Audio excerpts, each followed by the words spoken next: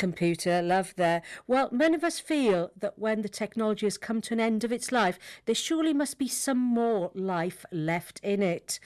Well, that computer was just so shiny and new and as fast as lightning just a few years ago. Can't just be a piece of rubbish now, can it? A new project in Bradford, Solidaritech, aims to give that old technology a new lease of life and do some good with it. Ben McKenna came into BCB to talk to Saeed Najam about it. Saeed started off by asking Ben why he started Solidaritech.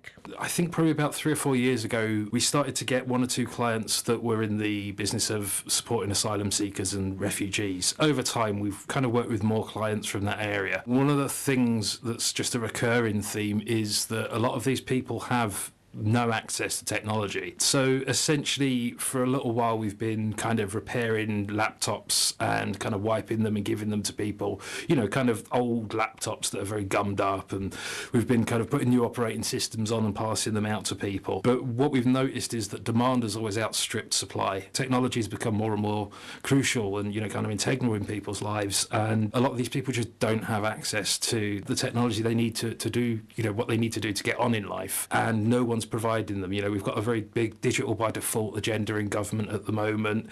Just everyday life is a lot more, you know, kind of digitally focused that we've seen over the last 10 years.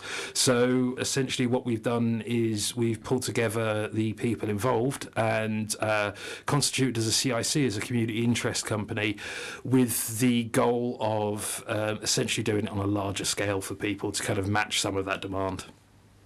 So this is really good for poor people, really.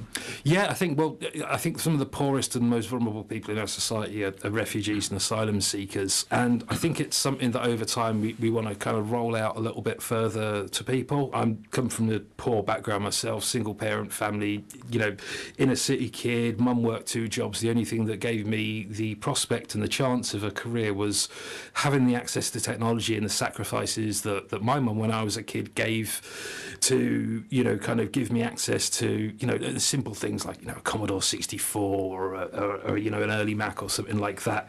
It made a massive difference to me, got me interested in technology, and every job that I've got since then has been about my ability with technology. You know, it's a massive a little bit of a competitive advantage that these people need to get. And I mean, you know, when people think about refugees and asylum seekers, they've got quite a lot of negative connotations to that. But a lot of these people that have come here are, you know, architects, doctors, you know, academics, all of this kind of stuff. It's a really complicated mix and why they're here. And a lot of the times we are seeing people who are like, you know, professionally qualified people that don't have the means to convert their qualifications from back home into British standard qualifications. So we've enabled, for instance, someone who's a human rights lawyer back in Sudan to actually sort of convert their degree over here. I mean, he's done that all on his own, but we've given him the access to technology that he needs to do that just by setting him up with a laptop, you know, and a fairly decent quick run-in laptop will get someone through the degree course and help them, you know, become economically productive members of society and, you know, actually help people. We've had other students that we're helping do degrees that are doing psychology, you know, and there are other professional people that we're giving technology to that are just really helping them get access to, you know, the mainstream of British society, and we want to roll that out to as many people as possible. I believe that, you know, technologies have got a great democratising effect, but if you lock people out of democracy, then it's useless. Yeah.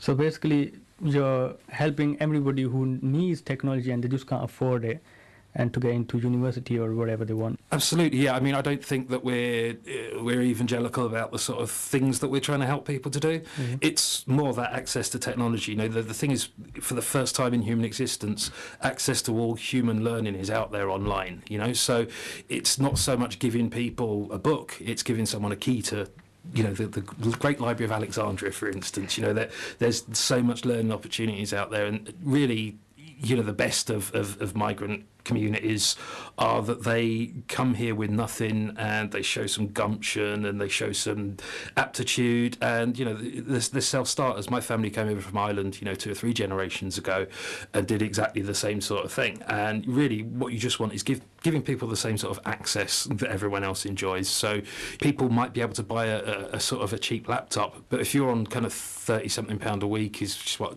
a sort of a refugee or asylum seeker might get, then that money goes on food, that money goes on rent, that money goes on transport, that money goes on getting to home office appointments to sort out your immigration status. That's not money spare to go and buy a laptop with. So we're trying to give people that access to technology, and it's not just laptops, it's desktops and tablets and phones and all of that sort of stuff. It's just that laptops are easier, cheaper and quicker to work with and that sort of stuff. Yeah.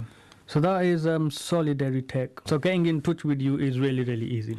Yeah, I mean, we want to make it as easy as possible. We're not necessarily somewhere that you could drop in, because we want to understand the technology that you want to be able to donate a little bit. But we do pickups for people who can't get into the middle of town. Since we launched last month, we've had people offer us technology from London, from Swindon, from Oxford, from Coventry, from Dudley, people from Newcastle, and someone as well from Glasgow. So what we want to do is make touch with people, see what they've got to donate, see how we can kind of get that all worked out. I think we're sitting on about the offer of about 45 donated machines at the moment as well, which is really great. But yeah, make contact with us, ask if you can get something donated. We're more than happy to pick it up. It's actually hard to securely get rid of your technology nowadays without worrying about data and all of that sort of stuff. So we'll clean your data for you. We'll give you a certificate to say it's been cleaned, it's securely wiped.